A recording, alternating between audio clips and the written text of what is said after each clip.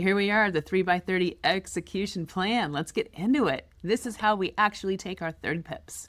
You've learned EMAs, you've learned TDI and timing, you've learned reaction zones, and now we're going to put it all together. This module is not about theory, it's about pressing that button correctly. Here is the reality. 30 pips is available almost every single day. The structure is there, the timing is there, the move is there. The only question is, do you execute it correctly? Your job is not to catch everything, remember. Your job is to execute one clean move. Most traders don't fail because opportunity isn't there. They fail because they enter early, they enter late, they trade without structure, they break the rules, they overtrade, they move their stops. 30 pips is available. Discipline determines who captures it. That's the difference. So what does 30 pips really mean? 30 pips isn't just 30 pips. It's a repeatable process. 3 clean trades a week, small, consistent wins stacked. Consistency will turn your skill into income, and compounding turns that income into freedom. But compounding only works if your execution is disciplined. So this module is about making the math work. Now let's talk about the daily rhythm. Before the session, you want to prep. During is when you want to confirm that price is reacting to the places that you think it will. And then during your prime window is when you execute. After the trade is done, you take profit, you log it, and you're done. We're not freestyling here. We are following a schedule and a plan, all right? This keeps your brain from overtrading. All right, during prep, you want to ask yourself 3 questions. 1, where could price react? 2, which direction has the pressure? And 3, is a trap forming right now? If you can't answer those, you're probably not ready to place the trade. The prep is non-negotiable. You don't know how many trades I've lost by showing up without the prep and just taking one from the hip. You've got to do your prep. All right, step number 1, mark your levels. We mark the previous day high-low, the extended previous day high-low, the Asia and prime range, your higher time frame TDI pop-outs. These are where the move will most likely start or finish. We do not trade in the middle of nowhere. If you are trading mid-range, you're probably acting impatiently and you're forcing trades. Step number 2, mark your bias. Where are the 200 and the 50 EMA? Are we above or below the balance? Are we in trap, move, or anchor? Is the TDI above or below its 50? Which way has pressure? Do bias and location conflict? Then we wait. Waiting is a position, and often a smart one.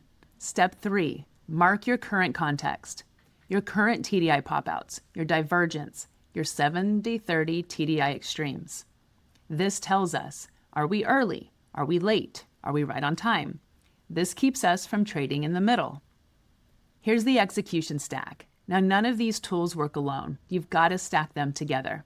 So your trap move anchor, your TMA, tells where we are in the cycle. Your EMA, your moving averages, tells us where the balance is. Your reaction zones will tell us where it will stop or flip, where it's going to react. Your Asia and prime window will tell us where the trap formed. Your TDI will show you momentum and direction of the momentum, and then your green-red cross is your trigger. Your stop loss is your protection. And when they align, the move becomes obvious. If they don't align, we wait. So during the session, the 3 questions we're going to ask is, has the trap already formed? Has price stretched already 10 to 30 pips? And do we have a confirmed green-red cross at structure? All 3 must be a yes. If one is missing, you wait. This eliminates 80% of bad trades. So here's our prime entry logic. By the time we enter the prime window, the trap should already be formed. If price runs up into prime, you can expect a short. Not always, but just keep an eye for it. If price runs down into prime, expect a long. You're not trading the trap. You're trading the release from the trap. So before the prime ends, price should have moved 10 to 30 pips off of the Asian Open. If it hasn't moved at least 10 pips, the day might not be ready. If it's already moved 40 or 50 pips or more, we might be late, and the move already happened in an earlier session.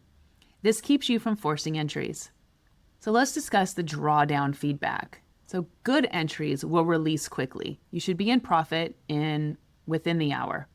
If you enter and price goes the wrong way for about 3 to 8 pips, that's normal. If it stays under 12 pips, that's an acceptable entry. That's a really good entry. But if it goes 15 pips or more right away, you're likely early or in the wrong direction. Now, if the trap is complete, price should not move deeply against you. It means you should have no drawdown. So drawdown is your feedback, not failure. But if you're consistently sitting through 20 pips of drawback pain, you're definitely early or in the wrong direction. So the better timing your trades get, the smaller drawdown you're going to have. Your green-red cross is your trigger. So the green-red cross is the signal, not the reason. So the green-red cross alone, what I'm going to call the GRX, alone is meaningless. But when you have the cross at structure after the stretch inside the prime timing, you pretty much got a good trade. You'll usually see 2 to 3 green-red crosses during the trap phase, or you won't see any at all because price will be going so fast that it won't have time to cross. Just know that the first cross in the opposite direction is usually bait. This is why we don't predict. This is why we confirm only. Looking at our stop loss. So our stop loss is predefined risk. For our style of trading, we keep it around 12 to 15 pips. If it's under 10, it's usually too tight and you might get stopped out just in regular price movement. If it's over 15, we're risking too much. So it's too loose and we really don't want to give up that much if we're wrong. So the hard rule, the maximum stop loss for what we're doing is 15 pips. Never widen your stop after your entry. Do not move stops, and that can take discipline. It's better to get stopped out and re-enter at a better time than move your stops and risk more money. If you're wrong, accept it quickly and move on. Because one emotional stop can erase multiple wins. Protection over prediction every time. The 3x30 entry model. You're going to risk 5% or less, so never more than 5% of your total account balance. Your entry is at the green-red cross inside of your prime window, up against support, up against those stacked areas. Your stop will be 12 to 15 pips. Your target is 30 pips. That's a 2-to-1 risk to reward. The stack must align. Prime window, trap form, 10 to 30 pips stretch in the other direction. Your reaction zone is stacked, your bias is aligned, your divergence or pop out is present. Your green-red cross confirms. If the stack isn't aligned, you don't trade. So here's the full stack checklist. This slide is the blueprint.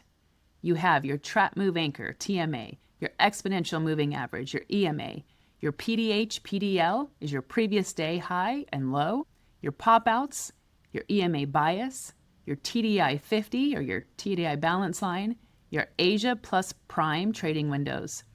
Your stretch is how much it pulled back, how big the trap was. Your divergence is if momentum is already shifting before price shows it.